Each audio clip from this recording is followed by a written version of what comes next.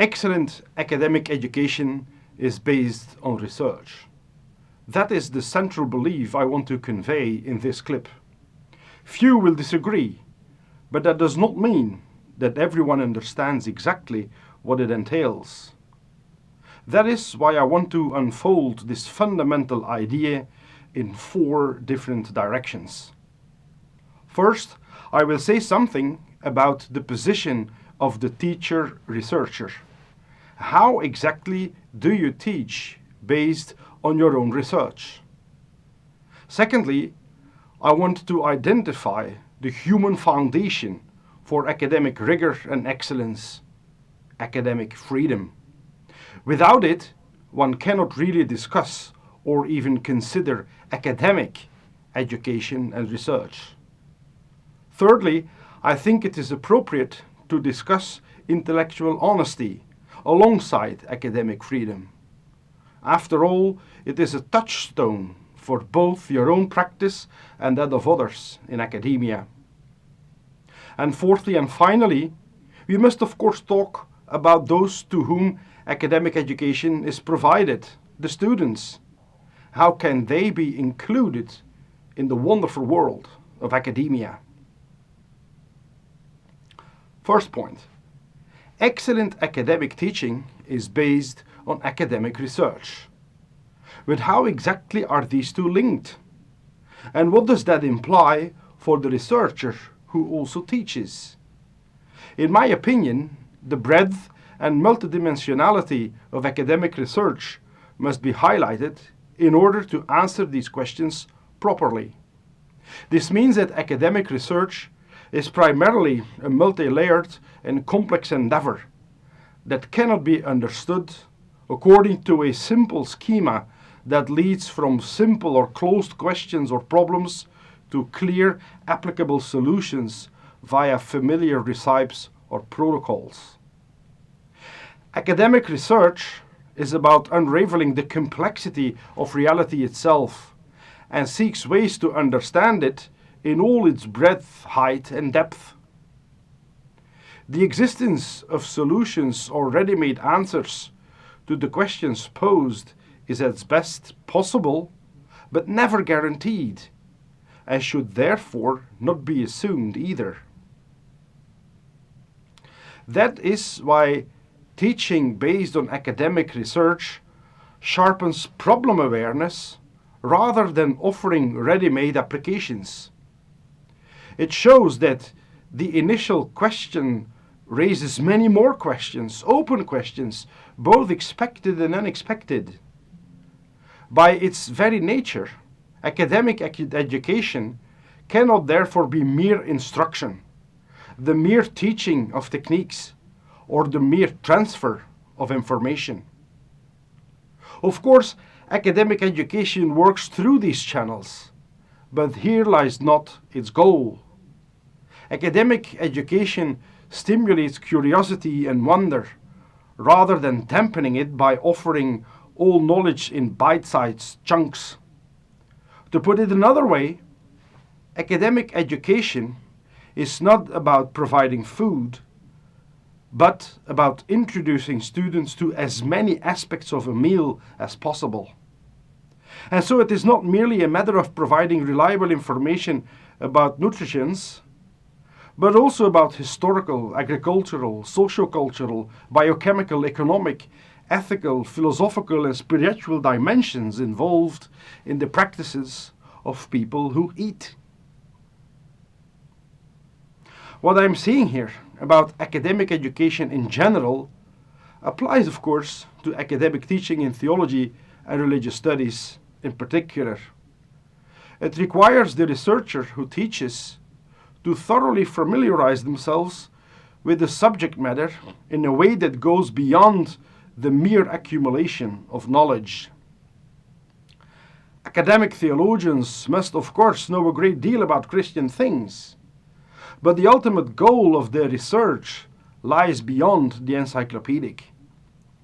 As academics, they should not be walking encyclopedias, but individuals in whom knowledge of the Christian faith, whether practical, ethical, historical, spiritual, doctrinal, etc., leads to a deeper understanding of the world, humanity, and the encompassing divine mystery. Similarly, scholars in religious studies should not simply be know-it-alls about all kinds of religious phenomena and traditions, but fascinating people from whom one can learn what humanity's religiosity says about where the world is headed.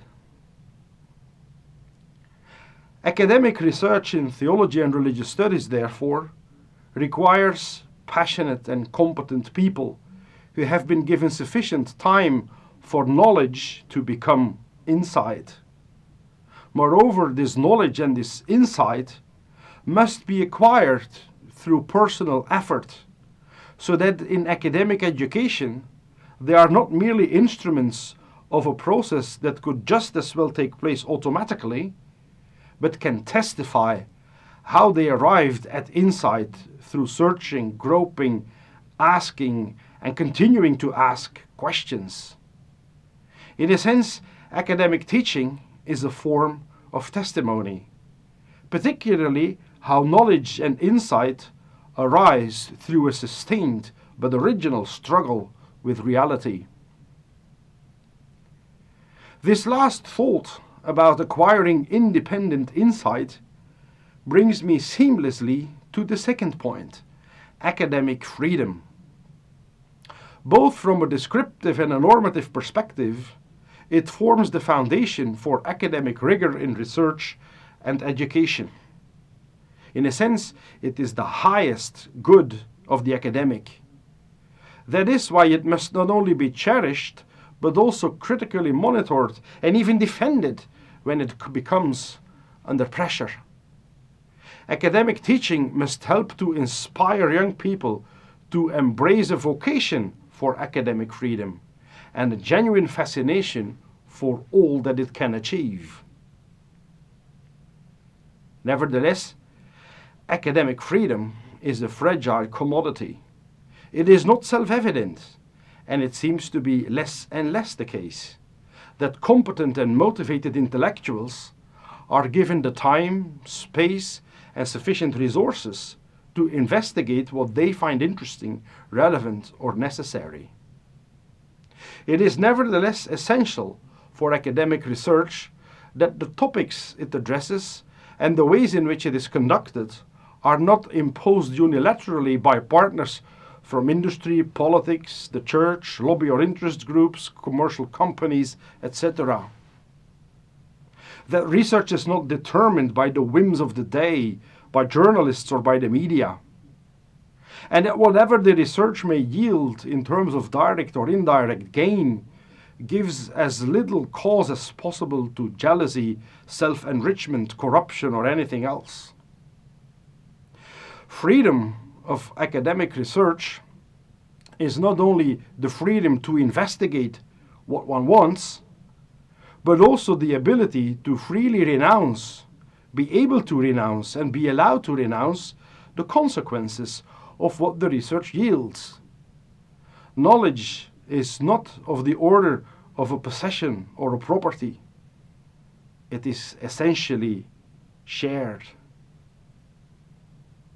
Furthermore, academic freedom must ensure that those who enjoy it arrive at insights autonomously, and thus that the academic in question gains a deeper understanding of reality through a mature, personal engagement with it. It is this autonomously acquired insight that also makes them an ideal teacher, not a replaceable pawn in a comprehensive didactic system, but someone who can illuminate dimensions of reality from a depth of experience with untainted authenticity.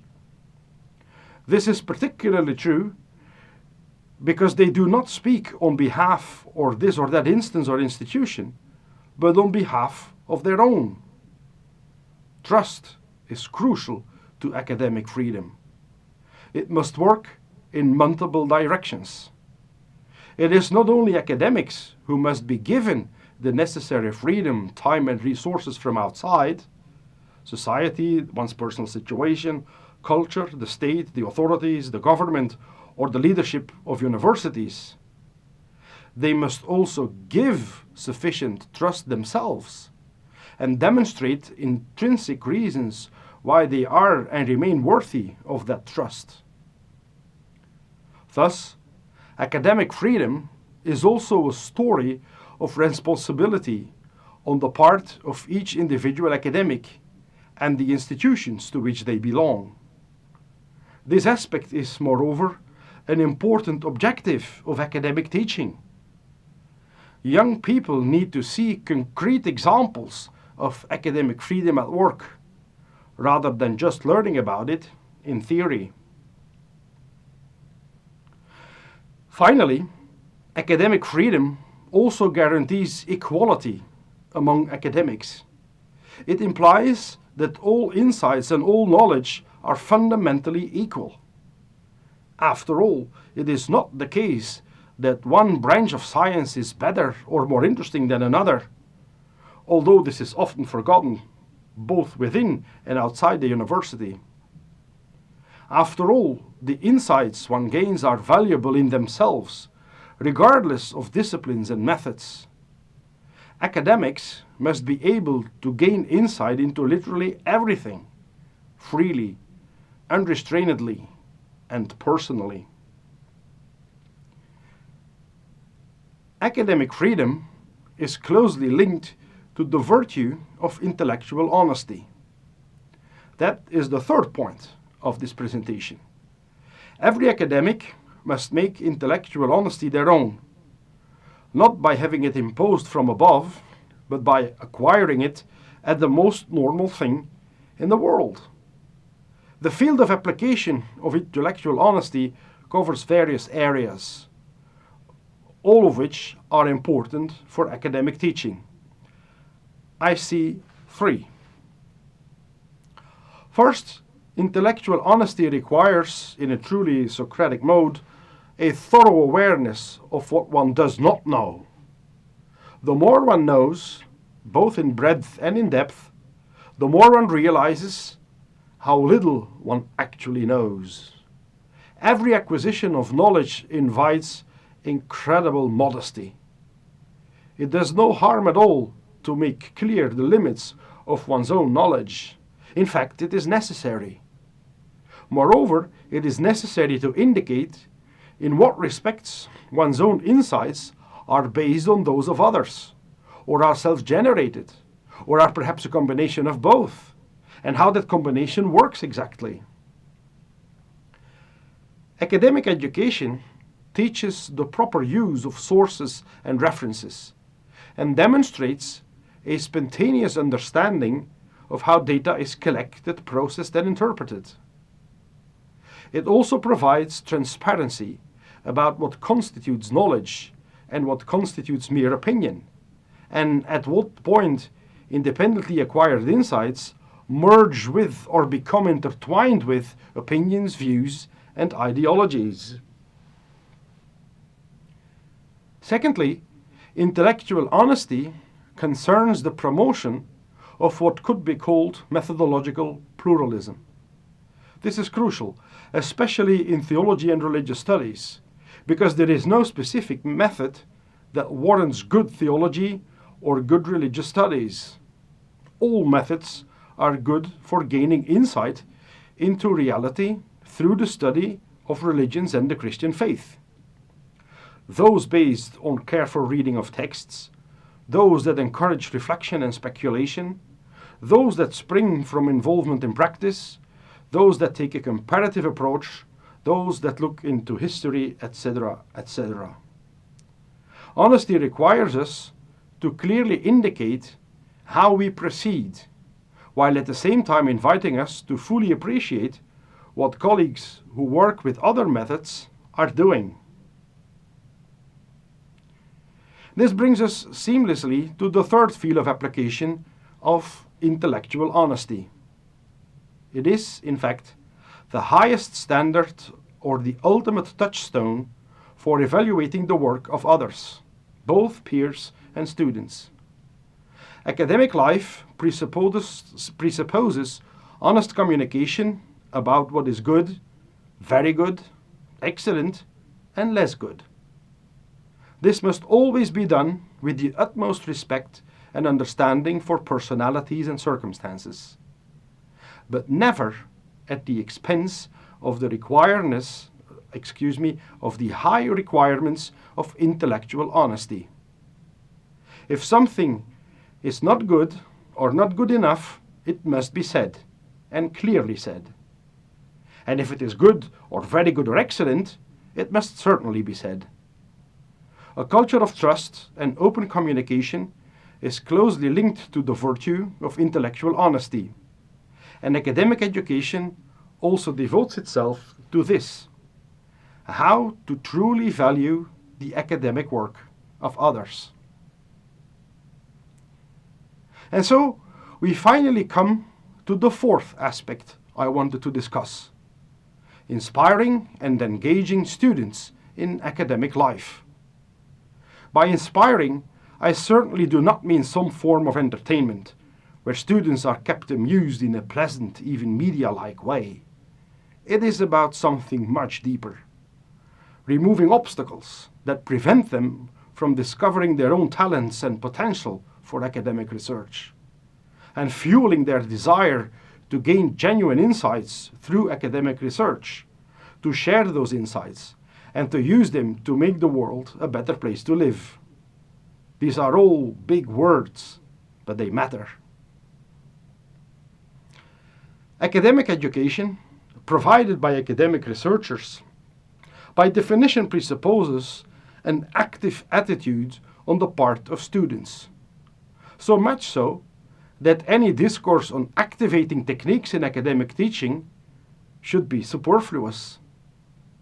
Academic education assumes that every student, simply by enjoying academic education, is trained to become sufficiently independent to eventually conduct academic research themselves, and additionally, to introduce others to it.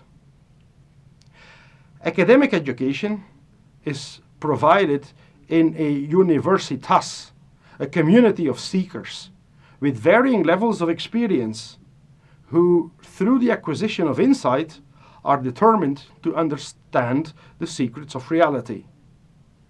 Sensitivity to this common quest must be the deepest motivation of academic teaching, which should reject pedagogical models that merely pursue efficient instruction. For sound academic education is not only based on academic research, it also requires time for people to grow.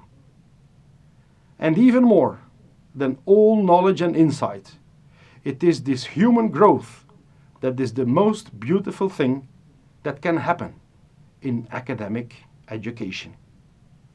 Thank you.